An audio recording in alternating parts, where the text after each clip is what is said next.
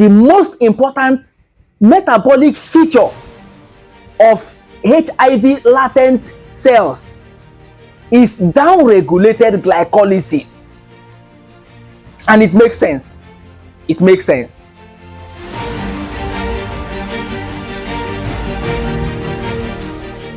GCSPD is glucose 6-phosphate dehydrogenase. It activates the pentose phosphate pathway. When it activates the pentose phosphate pathway, the end product is NADPH. So those immune cells that are in latency, that contains the HIV reservoir, that makes HIV incurable, they are hiding in the immune cells, and they shifted their energy dependence no longer from glycolysis, which depends on NAD. They activate the GCSPD enzyme, activates the pentose phosphate pathway, and produces NADPH, and uses NADPH as a preferred source of energy. That's what explains why the cells don't die. That's what explains why the HIV infection remains incurable.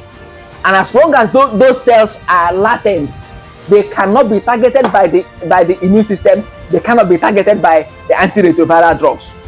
So if you want to cure HIV, if you want to eradicate the HIV virus, you have to look for a way to activate those cells, get them to actively start dividing, and then the immune system can pick up the viruses and attack them and eradicate them. So it is possible to eradicate the virus if you can solve the problem of latency.